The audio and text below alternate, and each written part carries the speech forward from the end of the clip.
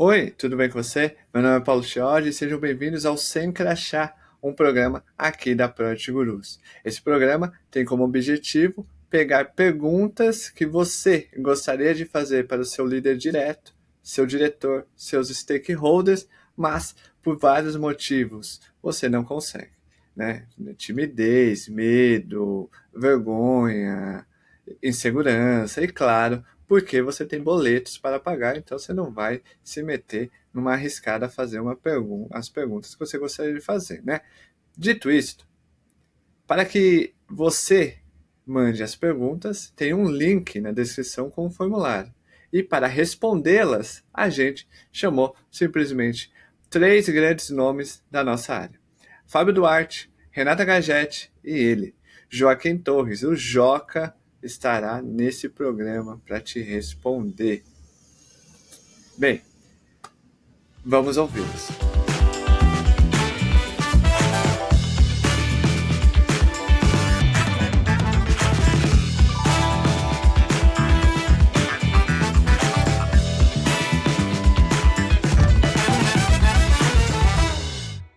Começamos com aquele assunto que nunca vai sair de moda, nunca. Está junto com PO versus PM, essas coisas que é transformação digital. Toda empresa, aparentemente, está ou estará em transformação digital. Não importa. Por isso que você que mandou essa pergunta sobre transformação digital, muito obrigado. Tá? Porque a gente tem o Joca, que escreveu livros sobre isso, e ele vai poder te ajudar a responder essas perguntas. São três perguntas, tá? Joca, Fábio e Rê, que a mesma pessoa mandou. Essa pessoa é muito esperta, ela usou o mesmo form para mandar três perguntas em um. Então, eu vou fazer uma de cada vez, tá, Joca? Aí, Fábio, Rê, fiquem à vontade para ir dando os pitacos. Que é, por que, em letras maiúsculas, caps lock ligado, por que é difícil fazer uma transformação digital numa cultura empresarial de forte hierarquia e estilo de comando e controle? A Ira colocou entre parênteses aqui.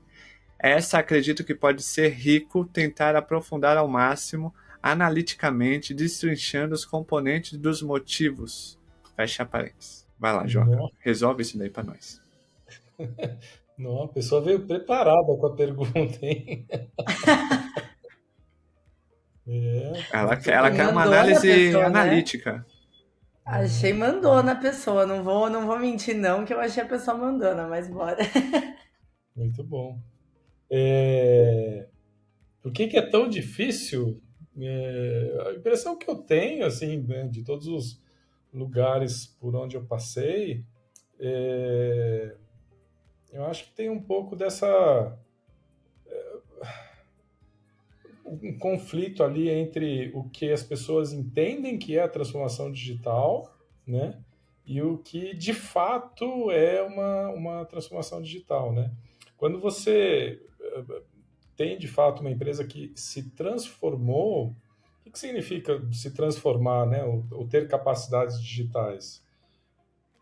Significa, em última instância, digital e negócios andarem praticamente de mão dada, serem uma coisa só, né? Então, as empresas de tecnologia que têm grande sucesso, elas aprenderam a colocar digital e negócios lado a lado, né? Não é nenhum nem o outro que toma a decisão, né? Então, se a gente pensa, por exemplo, uma Netflix, né? Uma Netflix, ela não é uma empresa que vende tecnologia, ela vende divertimento, entretenimento, né? Então tem pessoas que cuidam da parte digital, mas tem pessoas que cuidam de entretenimento, né? Que cuidam do tal do negócio, né? Da área do negócio. Que filme que a gente vai lançar? Que série que a gente vai lançar? E esses dois, né? Essas duas áreas, essas duas funções, elas tomam decisões juntas. Não é a área de negócio que toma a decisão e diz para a área de tecnologia que implementar. Nem a área de tecnologia que toma a decisão e a área de negócio fala, não, beleza, eu vou vender isso aí que vocês fizeram. São os dois juntos é que tomam a decisão. Só que quando as pessoas vislumbram a transformação digital, elas imaginam, beleza, vou trazer um monte de gente de tecnologia aqui e vou dizer para eles o que eles têm que fazer, né? E esse é o investimento mais errado que você pode fazer em ter time de tecnologia, porque o time de tecnologia ele é poderoso quando ele está junto com a área de negócio, quando é uma coisa só tomando decisão. Nubank, outro exemplo, Nubank, a área de negócios decidindo questões financeiras, quanto que eu vou dar de spread, quanto que eu vou dar de crédito, qual é o risco que eu assumo, e a área de tecnologia tomando decisões de digital, e uma alimentando a outra. Não é uma que é líder da outra, as duas trabalham juntas. Então, o grande segredo da transformação digital é conectar esses dois e fazer esses dois trabalharem muito junto. E a dificuldade que tem indo nessa questão é exatamente essa percepção errada de transformação digital, que é vou contratar um monte de gente de tecnologia e vou dizer para eles, faz um app assim, faz um site assado. Então, de forma geral, esse que eu vejo é o principal problema que existe, um problema de entendimento de como que é trabalhado de forma digital, como as melhores empresas de digital operam. Eu concordo total, e eu acho que tem um passo depois, que é aceitar o trade-off, quando você é uma liderança já enraizada na empresa. Então, quando você aceita, por exemplo, quero fazer a transformação digital. Eu não gosto muito desses termos, né? Transformação, estão me transformando digitalmente. Tipo, vira um trend topic, mas no fim do dia, né, enfim, cria um estigma dentro da empresa, e às vezes não está acontecendo nada, a gente só está trazendo alguns métodos ágeis para a empresa e está transformando digitalmente. Mas, anyways, agora decidimos, beleza, trouxemos uma consultoria, entendemos tal, gostamos da ideia, bora, vamos fazer a bendita transformação digital. Quando isso começa a ocorrer, você investe e vai ter outras cabeças pensantes no seu negócio. E o que isso quer dizer? Que você vai ter o trade-off, você como liderança já madura, né, no sentido de estar nessa posição da empresa, vai ter que aceitar que não é mais sobre a sua decisão, que não é mais os seus desejos, que não é mais a sua wishlist. E eu vejo isso acontecer muito. Com a boa intenção, chega nesse momento da pânico. Panica e volta pro status quo, que não, entendi, mas a área de produto não entrega, a área de tech não é tão eficiente, vamos voltar, porque e indiretamente começa a ter war rooms, conversas para fazer esse tipo de interferência por não ter aceitado o trade-off. Porque sim, só complementando com o Joca, né? Quando dá as mãos, significa que vai ter discussões, vai ter priorizações, vai ter, vamos olhar para isso, não vamos olhar para aquilo. Entendi que você adora essa ideia, mas não vamos para cá, vamos para lá. E algumas lideranças, né, que a pessoa até coloca, eu esqueci os termos que coloca na pergunta, mas enfim, né, algumas lideranças que têm essa personalidade, não é personalidade, né, mas essa característica, tem dificuldade de entender esse trade-off, e quando começa a dar isso, volta pro princípio do jogo, tá? Isso acontece muito também. Tá, eu vou abordar só um aspecto que não foi falado ainda, que acho que é uma perspectiva até mais histórica. Antigamente, cara, o que você fez nos últimos 10 anos talvez servisse para os próximos 10. E principalmente produto de varejo. Então, na área de negócio, você tinha um cara que ele ia subindo na hierarquia da empresa, se ele virasse lá um vice-presidente, um diretor, alguma coisa assim, ele era uma pessoa que entendia muito daquele mercado, mas muito. E ele era capaz, então, de dar diretrizes muito claras, estratégicas, e que poderiam ser muito úteis para você poder conquistar aquele mercado, conquistar crescimento da empresa e tal. Nessa época, o software ou o digital, vamos chamar assim, era um complemento apenas operacional, tá? No momento em que os produtos viraram a tecnologia, e aí a gente teve o advento primeiro da internet, depois de internet no celular, a velocidade da mudança do público, ninguém dentro da empresa consegue mais acompanhar se você não estiver o tempo inteiro olhando para fora. Tá? Assim, eu lembro quando eu vi a internet pela primeira vez, 1992. Então eu já estou aí, né, um tempão trabalhando com internet. Eu não sou maluco de falar eu sou expert nisso, tá? Porque eu presenciei nessas 3 décadas um monte de mudança no público, não é na internet em si. Mas o que adianta eu entender o que é TCP/IP, né? O que é o HTTP, o protocolo, ou o que é Ajax, ou seja lá o que for. Não é sobre isso mais fazer produto digital. É sobre você entender como um público usa uma interface que foi criada há 5 anos atrás, às vezes. Então, assim, não faz mais sentido comando e controle muito por isso, porque o que eu gosto de repetir é que a era do expert acabou. Agora o que existe é você fazer pesquisa. É você falar com o usuário o tempo inteiro, para quando o usuário lá fora mudar, você poder mudar rapidamente de acordo com isso. E aí, é por isso que a área digital ela tem que vir também com essa pegada de vou pesquisar o que está acontecendo, A gente pode chamar isso de área de negócio também, tá bom? A área de negócio, então, tem que pesquisar. Mas como a comparação na pergunta foi a estrutura de comando e controle, eu acho que essa já morreu. Não dá mais para você crescer no mercado com comando e controle. Posso fazer uma pergunta? Uma dúvida que muitas pessoas têm. No festival de produto, eu fiz essa pergunta pro Joca, o Joca sabonetou. O Joca falou assim, não, é ambos, tal. Ô Joca, a transformação digital, ela começa pela alta liderança ou de baixo para cima? Tem que ser ambos. Agora, se a alta liderança, se a CEO não comprar, se a CEO não tiver envolvida, não acontece. Ótimo. Ótimo. Muito obrigado, Joca. Por que eu fiz essa pergunta? Porque a segunda pergunta dessa pessoa sobre transformação digital é justamente um pouco sobre isso, que é: acham que os middle managers acabam absorvendo e exercendo esse estilo de pressão e microgerenciamento pelo exemplo e influência dos superiores, ainda que não seja o estilo de liderança que pessoalmente acreditam ser o mais eficaz? Entre parênteses, ou acham que geralmente isso funcione de maneira independente? Fecha parênteses. Eu tenho uma opinião sobre isso, mas eu não vou dar aqui. Eu posso começar. Eu acho que a gente tem muito middle manager ruim. Tipo assim, que não estavam preparados para a posição que eles estão e foram promovidos, às vezes, por estarem tecnicamente prontos, né? Bons, assim, tecnicamente. A gente tem uma falsa percepção nas empresas de que quem é bom técnico pode ser bom gerenciador de pessoas. Então, eu acho que a gente tem uma camada de gerenciamento médio que ela não está preparada e ela tende a ser ruim. Não quer dizer que é ruim e não dá para melhorar, quer dizer que a avaliação atual é de não estar onde a gente precisa ainda.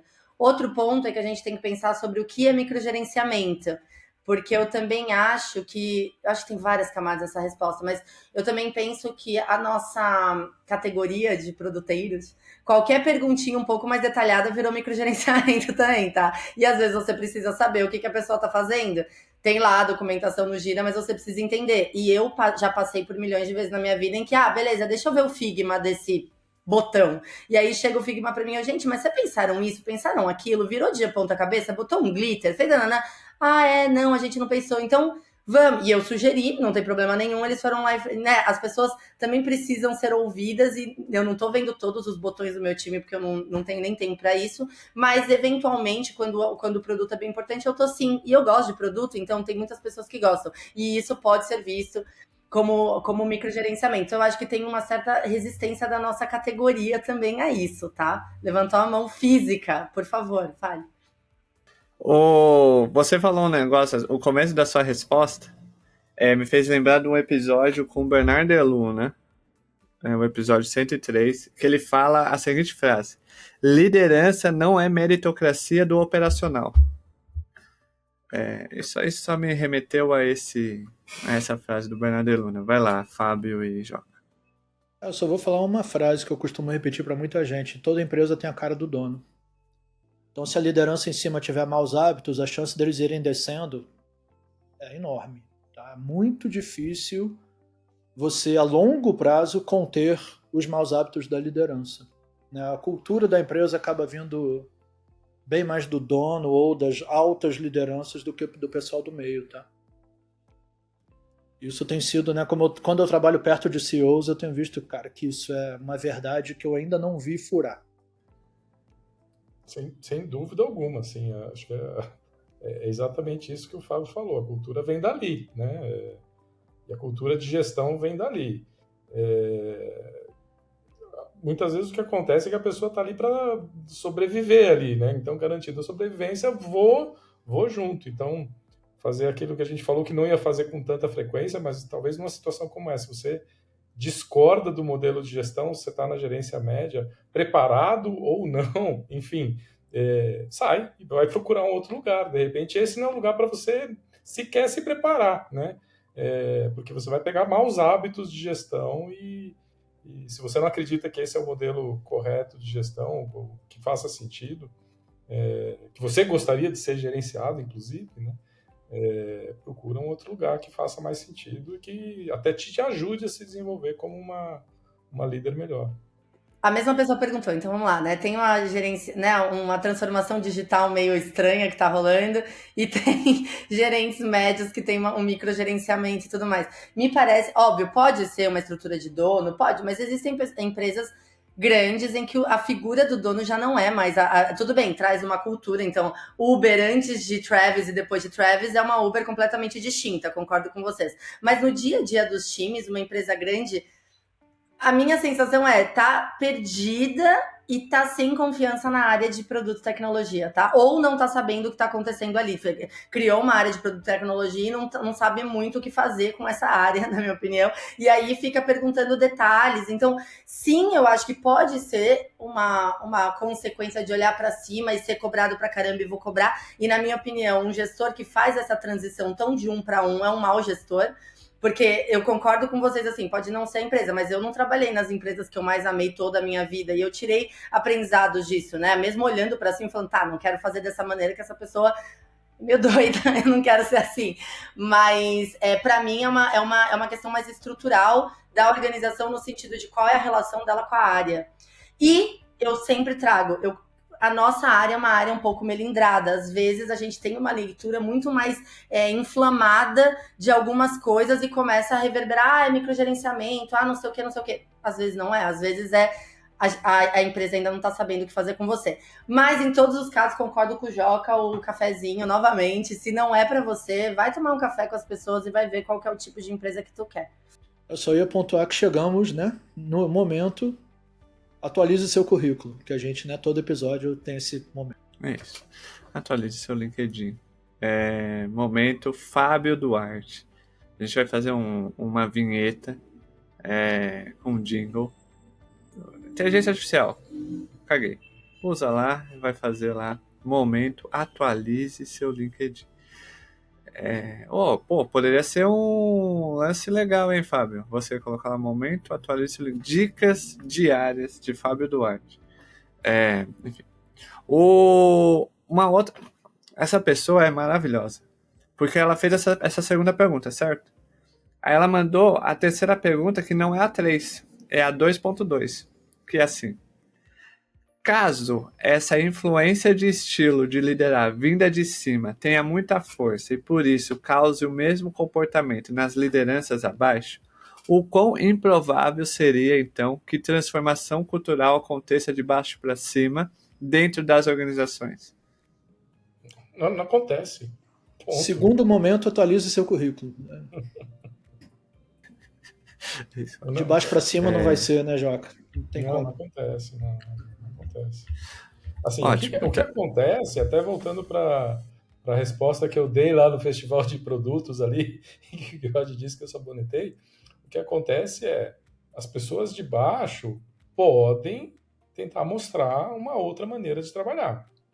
Agora, se isso vai gerar resultados, gostei daquilo que eu vi, quero experimentar em outros lugares e tal, se vai gerar esse resultado é outra história.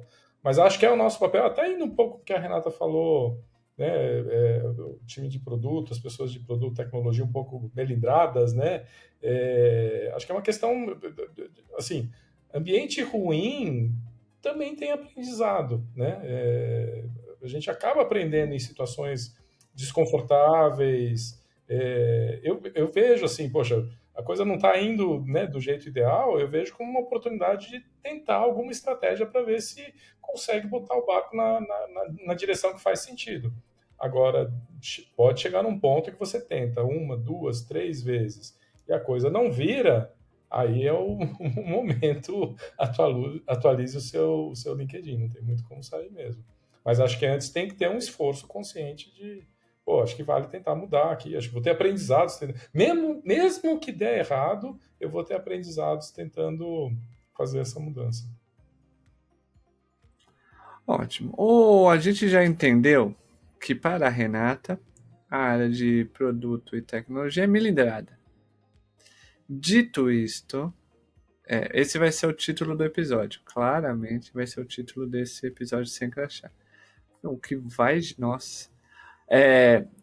E aí a gente recebeu uma pergunta que vai muito de encontro com isso. Né? Que é, o que ameaça o futuro da função de produto? É o milindre, Renan? Já conseguiu até o seu bordão para CTA, né? Tá ótimo. Maravilhoso. Entregando entretenimento. Acho que uma das coisas sim, mas não é o milindre pelo seu milindre. Vamos lá, gente. Primeiro, eu não acho que a gente vai ser excluído, eu não acho que a gente, nossa, não vai ter a carreira. Eu realmente não tenho essas ideias apocalípticas sobre a nossa função, tá? Zero. Eu acho que a gente tá cada vez mais, mesmo não indo para o lugar que a gente sonhou no livro, a gente tá fortalecendo a nossa, do porquê a gente existe nas companhias, tá? Eu realmente vejo isso. Priorizações, discussões, links de números com resultados, essas coisas não tem outra. Vai. Claro que sempre tem, mas a nossa função, ela realmente é uma cola para tudo isso, e eu acho que a gente tá se fortalecendo nessa cadeira. Então a mensagem principal é: não acho que a gente tá correndo perigo. O que eu acho que tá correndo perigo é o tamanho do nosso impacto como produteiros dentro das organizações. Isso eu acho que tem uma... Não é nem risco, né? Mas tem uma manutenção aí de algumas coisas que a gente precisa evoluir. Primeiro ponto para mim, a qualidade das coisas que a gente propõe e entrega. Eu acho que numa média, não somos tão criativos ou não estamos trazendo tantas soluções incríveis que outras pessoas não estariam pensando. E aí não estou romantizando para soluções do Silicon Valley, eu estou dizendo no nosso dia a dia, produtos mesmo. Eu acho que a gente tem uma expectativa alta da organização, dado que não somos uma área barata. Em nenhuma empresa, não somos uma área barata. Produto e tecnologia tem valores interessantes investidos, né, nessas áreas. E tem uma expectativa dessa organização que, neste momento, na média, não está sendo cumprido com relação à qualidade de entrega e criatividade. Então, a qualidade dos nossos profissionais, do que a gente se compromete a entregar, pode ser um ponto que não nos permita alavancar o nosso impacto. Outro ponto, baixa flexibilização de atuação. Então, eu, quando comecei como PM, eu cuidava de 2 squads, eu fritava um monte de pastel, não tinha a cadeirinha do PM falando, eu faço isso, o framework X, PTO. Eu não tinha muito isso, eu estava começando a entrar nesse mundo, e o meu trabalho continuou, né? Mesmo eu não seguindo um by the book, mesmo eu fazia muito o que a empresa estava precisando, e nisso eu fui vendo claramente a minha carreira sendo alavancada, até em ambientes não tão bons, como a gente falou, porque eu ia aprendendo dos ambientes não tão estruturados ou nem tão propícios para o meu desenvolvimento em produto propriamente dito.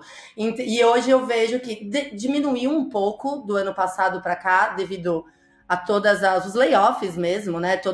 A nossa bolha deu uma estouradinha. Acho que aquele sonho de ganhar 25K sendo um PM júnior não ainda permanece, mas com menos frequência, assim, com menos ardor, mas eu ainda vejo o PM não tão flexível, não tão entendendo que às vezes ele vai sentar junto com o PD e fazer um discovery, que ele faz parte desse discovery, que não é um processo, não é mesmo, Joca? Que não é um processo, que é uma rotina, que é uma ferramenta a ser utilizada nos produtos. O PD atrasou e não faz mais nada, um PMM, uma comunicação de lançamento, falar com o usuário mesmo na rua. Eu vejo que esses tipos de coisa, elas vêm sendo menos executadas pelo PM num discurso de, não, eu tô aqui porque eu preciso ser o CEO do meu produto. Só que o CEO vende também, o CEO da padaria já vendeu o pãozinho fresquinho também, sabe? E se ele precisar vender, ele vai saber vender o pãozinho fresquinho lá na rua. Então, eu vejo que essas duas coisas, eu acho que a gente está com uma qualidade muito baixa e a gente tem uma não flexibilidade de outras funções e de aprimorar nosso processo de entrega. Porém, não acho que a gente está com risco de desaparecer igual os dinossauros, não, nem perto. Vou falar o que a Renata falou de um ponto de vista mais filosófico até, Renata. Se bem que a primeira coisa que você falou bem se você foi para a área de produto achando que ia ganhar, né, pelo dinheiro, deixa de ser bobo, vai estudar programação, sabe? Esse é o primeiro conselho, que, né, a gente tá bem pior do que programadores estão aí fazendo freela em dólar e tal, né? Estamos aqui batalhando salários muitas vezes menores, assim. Eu já trabalhei em lugares onde a galera de TI ganhava bem mais que eu. Então, por favor, gente, pelo dinheiro não, tem que ser por vocação mesmo, tá? Eu adoro o que eu faço, então por isso que eu tô aqui, penando. Mas eu acho que o problema... Vamos sair do o que é PM, o que é PO, o que tem que fazer. É mais assim, a área de produto foi criada com um problema específico, tá, que os negócios enfrentaram. Principalmente depois do primeiro estouro da bolha.com lá nos anos 90. Que tá bom, a gente, pelo menos o meu ponto de vista o público começou a mudar muito depressa, a internet começou a dar pra gente um monte de possibilidades e tá difícil explorar essa possibilidade de criar um mercado. A gente tenta alguma coisa, dá errado, 2 anos depois aquela mesma coisa dá certo, e o mundo continua nessa evolução, gente, não parou de mudar, né? Hoje vocês estão vendo a discussão aí da Cazé TV, né? É uma novidade, ano passado não existia uma grande TV no YouTube, né, passando eventos ao vivo, então ano que vem vai ter outras coisas, tá? Bom, teve o chat GPT e tal. Então, qual é o problema que o produto veio para resolver? A gente precisa ter uma área que acompanhe as mudanças do mundo e conseguir gerar negócio de uma maneira mais assertiva. Esse problema continua existindo. Ele nunca parou de existir. Acho que até tem aumentado, né? Tem se agravado essa necessidade. É difícil um negócio dar certo sem fazer isso. Então, assim, a área de produto que faz isso, ela vai ser sempre necessária. Então, o mercado pode ter uns solavancos, um sobe e desce, mas eu acho que essa área está absolutamente consolidada, porque essa necessidade nunca passou nem perto de acabar. Agora, o pessoal que interpreta produto como babá de TI, esquece, isso é inútil. Deveria acabar mesmo. Não tem muito para complementar aí, mas acho que é bem isso mesmo. A área de produto, ainda até nessa linha que o Fábio comentou, ela nasceu antes, né, de ter nome, né? Enfim, era uma necessidade. Na verdade, toda função ela acaba aparecendo assim, antes de ela ter um nome, é uma necessidade ali que está latente na organização. E é bem nessa linha que o Fábio falou, uma determinada hora ficou claro, né, que tecnologia e negócios ali não estavam conseguindo conversar bem e precisavam conversar melhor. Quais eram os primeiros PMs? Pessoas ali da engenharia que conseguiam conversar um pouco mais de negócio, entender o negócio. Ah, entendi. Então, é esse o objetivo que a gente tem que fazer. Dá para a gente fazer isso aqui no produto. O primeiro passo de produto que existiu lá na década de 90, exatamente, foi esse. Eu me lembro do meu primeiro trabalho de produto, na verdade, da minha primeira startup, foi muito nessa linha. Eu era a pessoa ali que codava, que cuidava das coisas, mas por ser fundador eu era preocupado com o resultado de negócio. Então eu estava tentando conectar as 3 coisas: o resultado de negócio, o problema do cliente que eu estava resolvendo e a tecnologia que eu tinha que implementar ali. Então a função é essa, ela sempre vai ser necessária, né? Enfim, podemos discorrer algumas horas aqui sobre esse ponto, mas como qualquer necessidade que vai crescendo, acaba criando uma indústria em volta, e essa indústria em volta pode ser positivo, mas em alguns aspectos pode ser negativo para essa função. Mas o core dessa função, ela sempre, sempre, sempre vai ser necessária, de conectar a tecnologia com o negócio, com o problema do cliente. É isso que a gente faz, é essa ponte, conectando tecnologia com o negócio, com o problema do cliente. Uma pergunta minha, tá? Não é da pessoa, do ouvinte.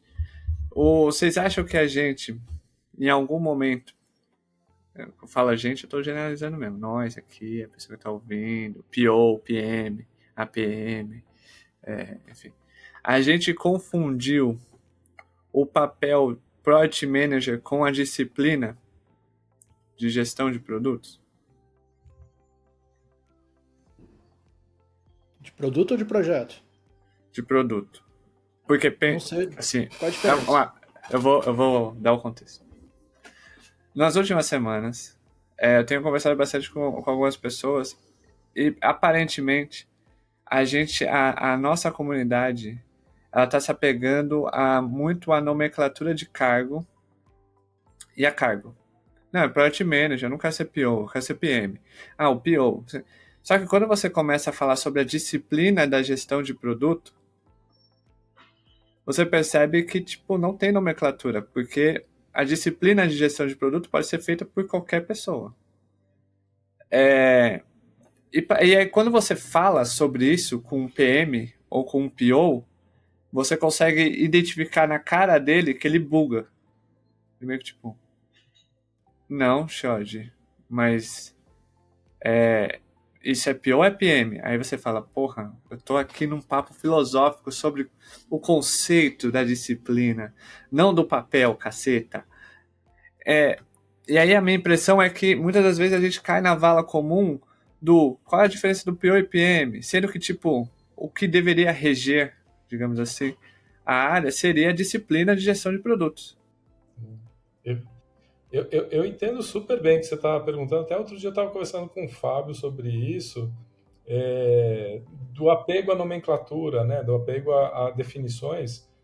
Por um lado, tem sua razão de ser. É importante que a gente saiba, né, o que significa ser Product Manager, o que significa ser Product Owner. Mas a gente tem que entender que essas definições elas nasceram de algum lugar, né? De alguma necessidade. Muitas vezes eu me pego dando mentoria para pessoa que não é PM, mas quer entrar na carreira de PM. E aí ela fala, mas é que eu não tenho nenhuma experiência com produto, eu não, né, nunca fiz nada de produto, eu não tenho como colocar PO ou PM ali no meu LinkedIn. Aí eu começo a perguntar para a pessoa, cara, você teve alguma oportunidade onde você usou tecnologia para resolver algum problema? Ah, sim, eu fiz isso aqui, eu fiz isso ali. Então, você já está fazendo produto. Né? Usar tecnologia para resolver problemas, né, para atingir, né, resolver problemas da sua cliente, atingir o resultado da empresa, isso é fazer produto. Né?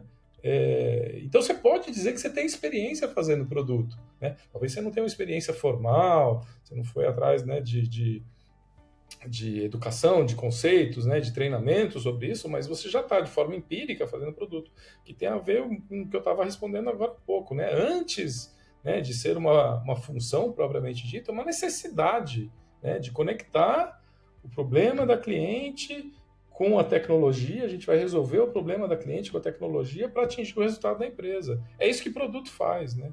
Aí, enfim, depois vem o Product Manager, Product Owner, Product Ops e assim vai, né? Mas antes disso tudo, tem isso. A gente está resolvendo o problema das nossas clientes por meio da tecnologia para atingir os resultados da empresa. É isso que o produto faz. Sim. E eu ia até perguntar aqui, não sei quem de nós três, né? Quem que começou a carreira em produto sendo chamado de PM? Eu não era chamada de PM, eu comecei como, sei lá, business specialist, alguma coisa assim, que não tinha nada a ver com PM. Só que aí você se envolve com engenharia, começa a fazer acompanhamento que nada, nem era daily certinha, nem era essa rotina, era só, tô indo, né, que foi muito para mim lá no iFood, tô indo lá para Campinas sentar com os engenheiros que a gente tem que ver qual que é o produto que a gente vai lançar, porque eu vou colocar junto com a campanha de marketing que tá saindo semana que vem. Eu não era chamada de PM nessa época, nem perto. Então, assim, eu acho que o apego da nomenclatura veio por causa da busca da remuneração, na minha opinião, porque PO na cabeça é menos remunerado e tem menos status do que ser PM, e aí fica olhando, né? E as empresas querem botar o cargo de PO porque é um pouco mais barato, enfim, mas esqueceu-se de que, na verdade, a origem do Product Manager nem tinha nome essa função. Ela veio para colar umas coisas. E o meu tempo, já existia um PM, obviamente, mas o meu início de carreira eu não tinha Product Manager na carteira de trabalho, não. Se vê lá, minha carteira de trabalho do iFood tá como Business Specialist. Então, assim, é isso. Eu trabalhei num lugar que você podia escolher o nome de cargo, Renata, e tinha lá uma galera que botou Business Designer, eu achava aquilo incrível. Que nome bom, sabe? Realmente, você, né, molda o negócio da empresa. Eu considero que minha carreira de PM começou quando eu era produtor de banda de rock, tá? Mas isso é uma história para outro dia. A gente deu um momento filosófico agora sobre disciplina, etc. Vamos pular para a pergunta que o Joca gostou de receber, que é: o que é na prática, Joca, Joaquim Torres, o nadador, o que é na prática a declaração de gerar valor, entrega de valor, proposta de valor, tão falada em produto? Como devemos transmitir essa mensagem? Voltando para a definição de gestão de produtos, né? A gente faz o quê? A gente resolve o problema da nossa cliente por meio de tecnologia com, né, o foco de atingir os objetivos da empresa. Então, gerar valor é isso. A gente está resolvendo o problema da cliente? A gente está gerando o resultado ali que a empresa quer? Né? A empresa quer lucro, a empresa quer receita, a empresa quer mais clientes. Né? É isso. Gerar valor é isso. Não precisa complicar. Né? Teve até uma vez uma ONG veio conversar comigo, né, eu estava falando sobre entrega de resultado, né, o foco de entrega de resultado, que na verdade gerar valor é entregar resultado para cliente, para quem a gente está resolvendo o problema, e entregar resultado para a empresa. Ah, mas eu sou uma ONG, assim, a gente não mede por receita e tal. Aí eu perguntei, mas o que que a ONG faz, né? Não, a ONG impacta a educação, impacta os professores, impacta os alunos. Então, o teu resultado é esse, é impactar professores e impactar alunos. É assim que você vai medir o teu resultado, assim que você vai medir a tua entrega de valor. Qual, né, o impacto que você está tendo, o que você está fazendo para melhorar tanto a empresa, né, que é dona do produto, quanto as pessoas que contratam o seu produto para terem seus problemas resolvidos. Falar da frase que eu mais detesto que está na moda hoje em dia, que é precisamos conciliar a entrega de valor do cliente e a entrega de valor para o negócio, como se fosse duas. Primeiro que entrega de valor realmente aí não começa a ficar muito estranho o sentido disso, e depois como se fosse duas coisas separadas, né? E tá muito na moda, eu vejo muita gente repetindo isso, e é o que você falou, Joca, eu acho complicar o fácil. Assim, não existe negócio sem produto, né? A única maneira que você tem de gerar negócio é fazendo um produto tão bom que resolve um problema tão sério que a pessoa te dá dinheiro de volta para você resolver aquele problema. E a única coisa que o negócio, a estrutura de negócio em volta do produto serve, a única coisa que deveria fazer é sustentar o produto financeiramente. É só isso. Não deveria haver outras, não, porque aí tem um interesse do negócio que não é bem o do cliente. Não faz sentido, cara. Né? Sabe? Então não são duas áreas. É tudo a mesma coisa, gente. Produto é essa cola que o Joca está falando entre tecnologia e negócio, mas não no sentido de ficar no meio, é no sentido de unir os dois mesmo. Aí, só trazendo uma pitadinha prática para a vidinha real deles, aí tem lá na pergunta, né? E como que a gente vende, né? Eu não lembro o termo, mas vende isso. Gente, numa boa, assim, salvo algumas exceções de startups que estão começando juntos e é um produto único, e aí realmente vai começar a vender, vai começar a crescer faturamento ou satisfação, seja lá, né, na ONG, no objetivo que precisa final, que eu concordo muito que a gente tem que pensar desde o início. Em empresas normais e tradicionais, que são as que a gente trabalha mais, gente, sejam mais vendedores com as coisas que acontecem em produto. Façam apresentações sexys com mockups, com telinhas, com botões, com resultados. Não estou dizendo que a gente tem que perder muito tempo fazendo isso, mas sim, eu falo isso para todo mundo e o meu time fala, é aquela apresentação sexy.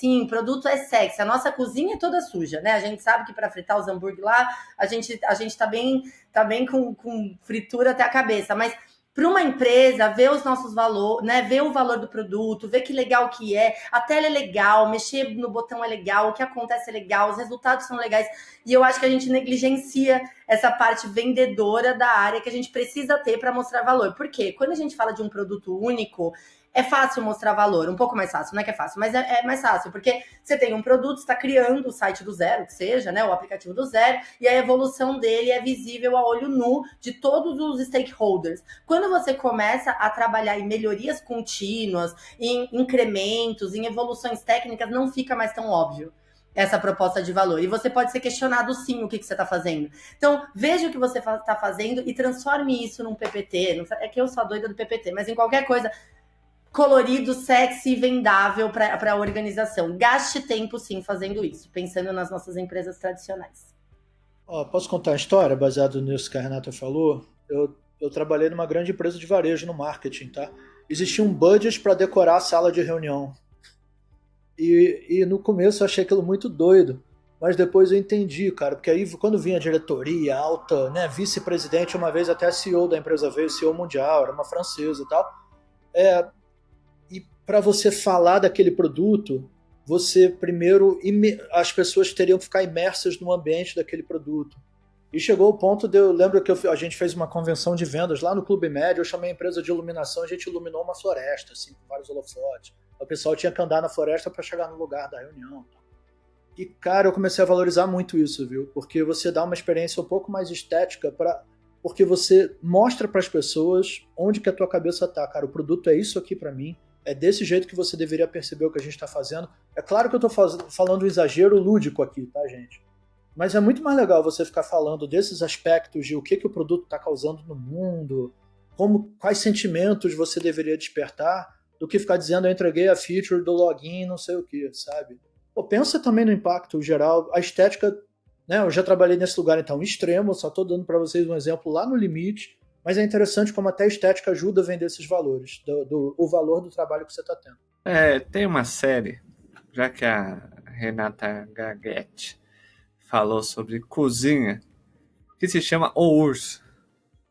Temos que ser mais o urso. A gente quebra o pau com a galera da cozinha, mas a gente entrega um prato delicioso, bonito, com um empratamento. Tal, mas tá pegando fogo lá dentro. O cara do bolo explodiu, mas não importa. Né? Tá ali. Ok, vamos para a última, porque a última é polêmico. E como vocês estão em cargos que contratam, tá meio polêmico isso daqui. E aqui vai um disclaimer que é: eu não me responsabilizo pelas respostas dadas para essa pergunta, ok? O PG se isenta de qualquer responsabilidade. Por quê? Porque a pergunta é: muito tem se falado sobre robôs de sites de empregos para selecionar currículos baseados em palavra-chave e etc. Como vocês realmente fazem a seleção de talentos para uma vaga de produto? A indicação ainda é a forma com maior potencial de contratação ou as empresas realmente estão abertas para olhar novos talentos no mercado? É isso, o silêncio diz tudo. Ninguém abriu a boca, eu vou deixar vocês de empresa grande responder primeiro, depois eu dou um pitaco. Deixa eu falar assim, vamos lá. Sendo curta e grossa, indicação ainda eu acredito bastante, mas não é a única, mas assim, pessoas, o nosso mercado, principalmente nacional, ele é um mercado pequeno, se for ver, assim, né, a gente se encontra em quase todos os lugares, tem pessoas, enfim, a gente conhece muita gente, então, eu ainda acredito que a eficiência e rapidez de preenchimento de uma vaga é com pessoas que ou você já trabalhou, que alguém já trabalhou, que alguém te indicou.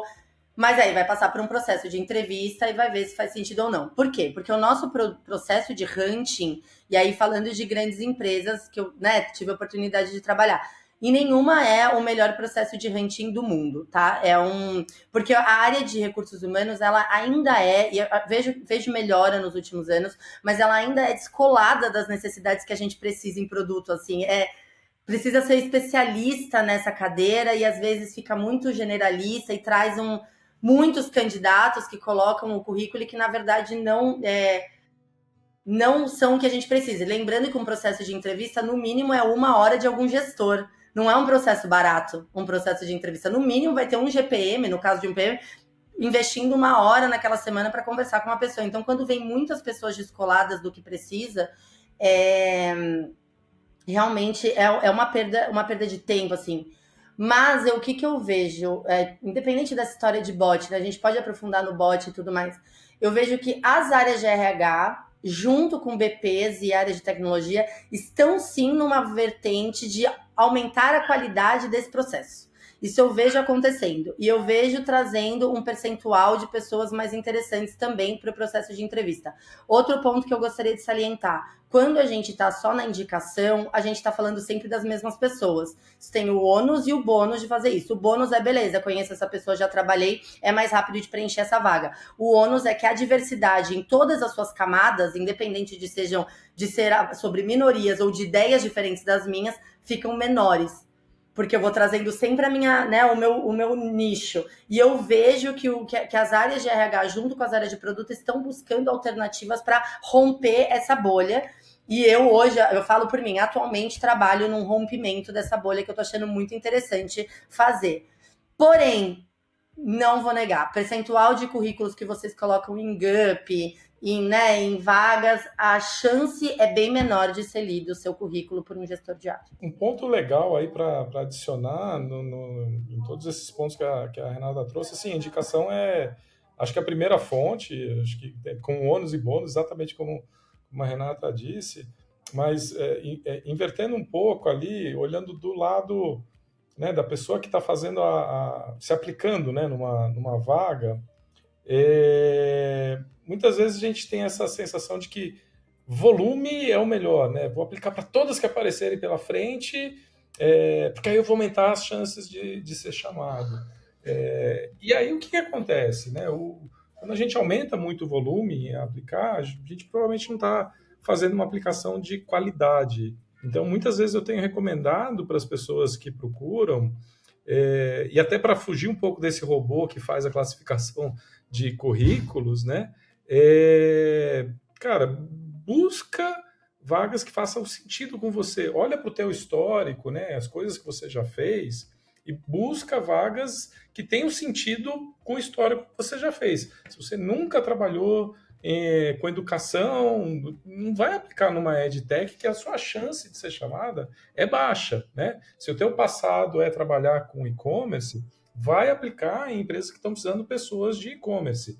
E dá um passo a mais, estuda a empresa, entende o que a empresa está buscando, entende os produtos e manda uma mensagem, usa lá o e-mail do LinkedIn ali, manda uma mensagem para a pessoa que está contratando, manda uma mensagem não só para o RH, mas para o gerente que está contratando, busca pessoas da empresa, indo de novo na questão da indicação ali que a Renata falou, busca pessoas da empresa que você conheça e peça para a pessoa te indicar lá dentro, né? Obviamente você não consegue fazer isso para 1000 vagas, mas aí é que tá, você seleciona, escolhe aquelas 10 que realmente façam sentido para você, que tem a ver com o teu histórico, que você tenha mais chance de passar. E faça uma aplicação de maior qualidade, né? Não só se aplique na GUP, mas tente falar com pessoas, mande e-mail, peça introduções, né? Contatos comuns, que as chances de ser contratado aumentam bastante. E, de quebra, né, de efeito colateral, você bypassa esse robô que analisa currículos, né? Você vai um passo além, você começa a falar com humanos e não só com robôs. Queria dar, depois dessa perspectiva do candidato, acho que tem recrutador também vendo a gente, também queria falar um negócio sobre o recrutamento em si, sabe? Cara, quando não existia currículo eletrônico, existia vários tipos de bias também. Você mandava seu currículo em papel e os do topo da lista, por escolha totalmente aleatória, porque eles foram chegando e alguém botou na mesa naquela ordem, a chance da galera do topo da lista ser chamada era enorme. Aí depois o pessoal começou a botar foto, aí viram que existe um viés gigantesco das fotos, né? Uma pessoa mais agradável esteticamente, vou chamar assim, porque é super subjetivo, aí tem uma tendência a ser chamada mais do que a pessoa feia, sei lá. Houve um experimento que ficou famoso, sei lá, talvez uns 10 anos atrás. Nos Estados Unidos tem muito nome étnico, né? Então as pessoas mandaram o mesmo currículo com um nome mais étnico, vamos chamar assim, sobrenome estrangeiro, principalmente do leste asiático e tal, ou africano, e mudavam só o nome, e botavam o nome totalmente, branco americano, Jane Smith, e mandavam o mesmo currículo. E houve um disparate completo entre os graus de pessoas com nome americano branco, vamos chamar assim, e os nomes mais étnicos, tá?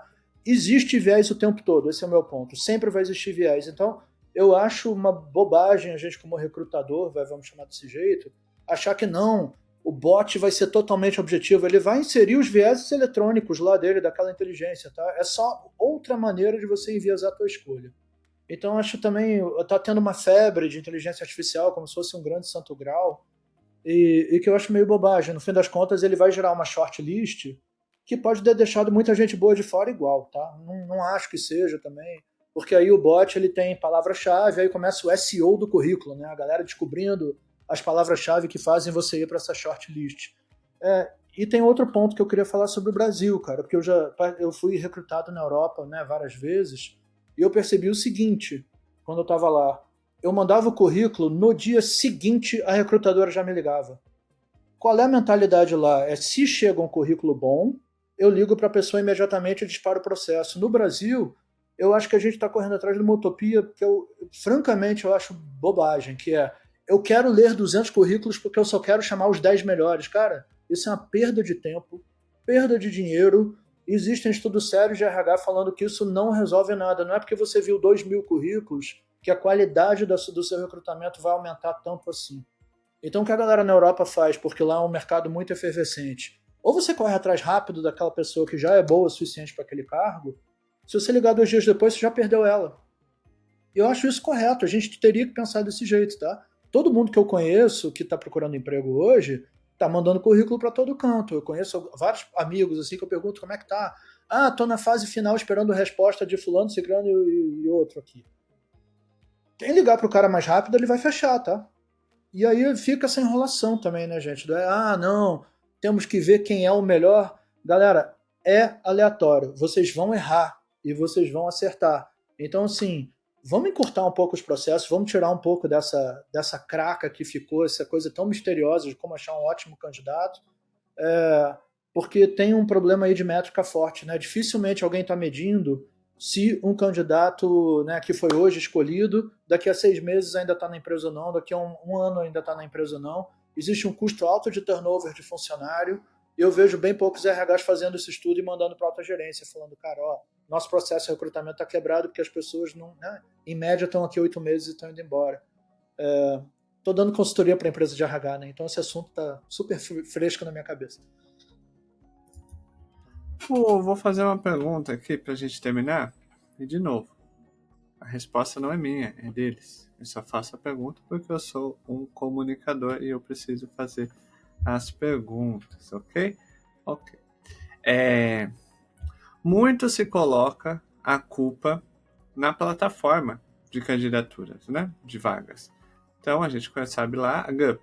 A GUP é muito fácil você entrar no LinkedIn ou Twitter e você fala assim, pô, a GUP é ruim.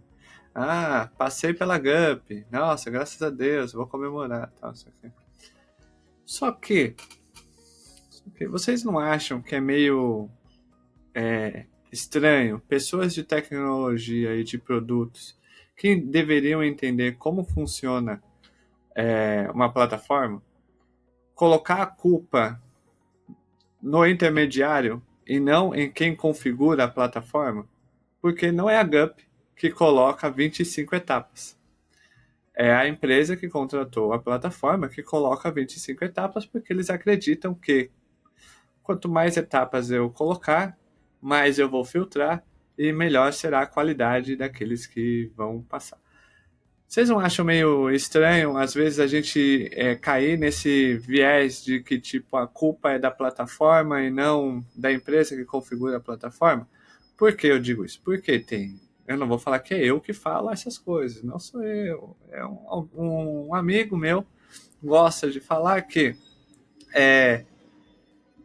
usando a mesma lógica, então se eu peço uma pizza no iFood e vem com cabelo, eu tenho que reclamar que a culpa é do iFood que veio um cabelo na minha pizza. E não da pizzaria que colocou a porra de um cabelo na pizza. Qual que é a opinião de vocês? Só fazendo uma analogia sobre o iFood, tá? Quando eu trabalhava lá, tinha uma super confusão da avaliação do restaurante, avaliação da plataforma após o seu pedido.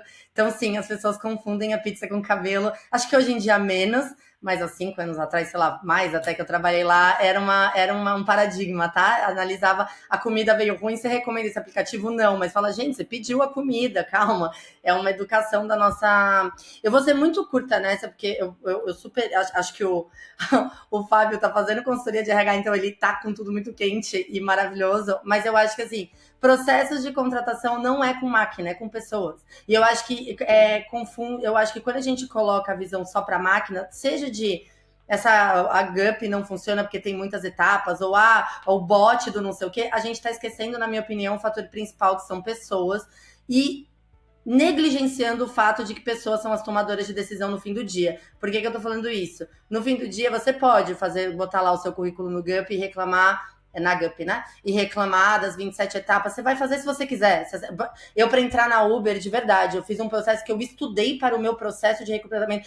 Conseguir o primeiro emprego na Uber foi um emprego.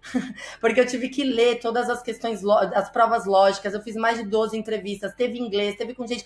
Foi um full-time job. Começar a trabalhar na Uber. Então depende do quanto você tá afim também dessa vaga. As 27 etapas cadastradas vão fazer sentido para você. Porém, voltando até para a resposta que o Joga trouxe, pessoas, gente, conversem com os recrutadores, vão em eventos, falem com as pessoas, façam elas conhecerem você, porque senão você vai ser mais um dos PMs querendo migrar de carreira, se você ainda não tiver. A gente recebe um monte, só o meu LinkedIn, então imagina o LinkedIn de recrutador, eu recebo mensagens o dia inteiro de pessoas querendo trabalhar e de currículo. Eu não vou ler todas. Então, assim, vocês têm que fazer... E se eu não vou, imagina um recrutador que está com milhões de vagas abertas. Então, tem que trazer processos humanos para essa etapa de busca de emprego e não ficar sentado reclamando da plataforma, seja ela quem for. Mas sim, concordo contigo. Nós, como produto, sabemos que toda tecnologia tem pessoas por trás. Vamos dar uma personificada nisso, mas eu acho que é além disso, é processo de contratação, e o Fábio trouxe elementos aqui que são tristes, na verdade, mas que é o bias humano, não podem ser negligenciados, senão você vai ficar sempre cadastrando o currículo e tendo um baixíssimo retorno. Eu ia falar uma coisa que não é da empresa A ou da empresa B, tá? Mas pra gente aqui de produto, eu acho que é uma boa disciplina. Se o meu usuário não sabe usar meu produto direito, a culpa é do produto. Não tem bola dividida, a culpa é do produto. O produto tem que ser desenhado obrigatoriamente para o uso do usuário, bom uso, vamos chamar assim. Ele precisa resolver o problema. Se o teu usuário não soube usar, culpar o usuário te torna uma péssima pessoa de produto. Tá? Você pode trabalhar em outras áreas, mas não em produto. Em produto, a gente vê o usuário usando mal e vê isso com entusiasmo. Fala assim, caramba, acho que eu sei resolver esse problema melhor ainda. Beleza, entendi a dificuldade do cara. Então eu vou resolver. Porque, gente, o bom do produto digital é que o software torna tanta coisa legal possível. Então, assim, se a gente está num mercado que o Brasil tem milhões de desempregados e aí tem muito candidato por vaga, é um monte de bola quicando para a gente, como produto, pensar assim, caramba, que solução que eu posso dar? Vamos lá, vamos pensar. Né? Agora, botar a culpa no usuário se ele usa errado o meu produto, eu acho isso preguiça de trabalhar, sinceramente. Tá? E não estou falando da empresa A, da empresa B, não é isso. Tá? Então, tipicamente, eu acho essa resposta gravíssima se alguém fala isso em público. Às vezes eu vejo CEOs falando isso. Ah, mas o pessoal também não soube usar. Pensando, cara, se eu fosse do board, eu virava para esse CEO e falava assim, para de falar em público, tá? Não dá mais entrevista, pelo amor de Deus. Você está queimando o filme do próprio produto ao dizer uma coisa dessa. Porque você está dizendo em voz alta que você não vai corrigir. Isso é grave, do ponto de vista de produto, tá? Pé no peito, terminado. Ó, eu vou tentar adicionar uma outra perspectiva, que é algo que eu tenho, enfim, já levantei essa bola para a GUP, inclusive, que é um dos princípios que eu uso nessa questão de cultura de produto, que é a tal da mentalidade de ecossistema. O que pode estar acontecendo ali na GUP especificamente? Quem paga a GUP, né? Quem é o cliente, a visão da GUP, é a empresa que contrata a GUP, né? Então, foco no cliente, eu vou fazer tudo que a cliente quer. Só que mentalidade de ecossistema significa que o cliente contrata a GUP, mas para interagir com alguma outra pessoa. Quem é essa outra pessoa? O candidato. Então, o candidato é sim uma preocupação da GUP. O ecossistema da GUP tem o cliente que paga a conta, mas tem também o candidato que, se não tiver candidatos se candidatando, o business não funciona, não faz sentido. Então, tem os dois lados aqui que a gente tem que prestar atenção. Essa mentalidade de ecossistema ela é muito importante. Muitas vezes a gente fala foco no cliente e pensa só no cliente que paga a conta, né? Se fosse assim no Gympass, o Gympass olharia só para o RH e olharia só para o funcionário. Não olharia para as academias, mas as academias são tão importantes quanto, né? O iFood só olharia para a pessoa que paga, né? Para a pessoa que compra ali. Não olharia nem para o restaurante, nem para a pessoa que entrega. Mas tem que olhar para os três. Os três fazem parte do ecossistema, né? E voltando até para o teu exemplo, Chiodi, da pizza com cabelo, deveria ser sim preocupação do iFood, né? Eu preciso educar essa pizzaria para ter melhor controle de qualidade, né? Eu quero ter uma oferta no meu ecossistema de restaurantes bons. Se eu tenho um restaurante que está entregando cabelo, primeira vez advertência, segunda vez, né? Enfim, tem maneiras e maneiras de você educar. Isso era uma preocupação que a gente tinha no Gympass, imagino que tenham até hoje, é garantir que está entregando uma rede de qualidade de fornecedor. Isso é mentalidade de ecossistema, né? E quando a gente olha o ecossistema como um todo, a gente tem a obrigação de desenvolver produto para o ecossistema inteiro. Pô, como é que eu ensino na pizzaria a entregar uma melhor pizza? Uma pizza de qualidade, uma pizza, né, com bons sabores, bem armazenada, etc, etc. Como é que eu ensino as pessoas entregadoras a fazer uma entrega melhor, né? Então, tudo isso tem a ver com essa questão da mentalidade de ecossistema. Então, Nesse caso, eu acho que a GUP tem o seu papel, sim, de olhar não só para quem paga a conta, mas também para as candidatas ali, e ensinar os dois lados a usarem melhor a plataforma, tirar o melhor da plataforma, indo um pouco até na linha do que o Fábio estava falando. Ô, Joca, eu tive a oportunidade de trabalhar na estante virtual, né? Então ali o buraco era até mais embaixo, porque o livro é usado, né? Então você está vendendo um livro que às vezes vai vir rasgado, às vezes vai vir escrito, vai vir grifado, e faz parte de comprar livro em sebo, essa experiência também. Então era esse problema da pizza com cabelo ao quadrado, né? Porque de repente o livro é R$ 2 e a pessoa sabe porque está com a capa rasgada. Outras vezes o mesmíssimo livro custa R$ 40 porque ele está num estado um pouco melhor. Então fica muito mais analógico, assim, ao invés de não gostei, eu gostei. Tem, olha, pelo que você pagou, isso daí está razoável. A gente lidava com isso dessa forma, viu? A estante virtual era responsável pelo livro chegar na casa da pessoa num estado em que a pessoa considerasse satisfatório. Se isso não acontecesse, existia uma educação do livreiro, a gente via como o livro estava cadastrado, para ver se, né, as imagens do livro mostravam bem onde estava rasgado, e aí a gente ia ensinando o livreiro a tirar foto das falhas, né, para mostrar, ó, essa página, e botava na descrição, capa rasgada, alguns grifos, e aí a gente ouvia da pessoa que reclamou também, me diga exatamente qual é o teu erro, e a gente comparava as duas coisas, tá? Em milhares de livreiros do Brasil, cara. Era bem interessante essa apropriação da responsabilidade que a estante virtual fazia, porque, né, é um produto muito mais difícil até de agradar, tá? Mais fácil. A gente recebia muita reclamação. E era bem importante esse trabalho, né? Da gente, às vezes, tinha que educar também o usuário. Falar, cara, quando você está comprando o sebo, está escrito capa rasgada, acredita. Né? É isso daí mesmo que acontece. Ah, mas eu não queria assim. A gente vai trocar. A gente vai achar um livreiro com um livro com a capa boa e deixa com a gente, né? Então a gente se responsabilizava por essa satisfação primeiro, né? Do usuário e do comprador. E depois a gente ia educar o pessoal que fornecia para eles poderem fornecer algo melhor. Tava escrito capa rasgada e a pessoa ainda não acreditava que a capa estava Reclamavam. rasgada. Não, mas é tipo, quando tem lá naquelas reclamações do iFood também, veio muito doce. Senhor, você comprou caldo de cana. Você queria o quê, no caso? Não é mesmo? Né? Eu acho que essa discussão dá super, porque eu concordo discordando de vocês, mas acho mega válido, porque 80 mil restaurantes na época que eu tava, imagina quantos restaurantes agora tem no iFood. A educação faz parte, eu acho que sim. Tem uma questão de punição, ranqueamento, né? Se você não tá muito bem avaliado, você não aparece e tal. Mas eu acho muito difícil a responsabilidade nisso. Porém, um adicional, a Gup foi pega também como pobrezita, assim, ela apanha no LinkedIn um monte, mas eu nunca tive nenhuma ferramenta que fosse elogiada de recrutamento, então eu realmente acho que o processo não é maduro nas empresas, as ferramentas não traduzem e os candidatos não buscam as maneiras de serem vistos pelas empresas além dessa ferramenta, tá? Porque nunca vi um post elogiando uma ferramenta de recrutamento que foi incrível. Nunca vi, só vi xingando, na verdade. E a Gup é a bola da vez, pobrezita. Aguarde, Renata, tá indo pro ar daqui a pouco. Pô, aí Aqui sim, vai ser aí. elogiada.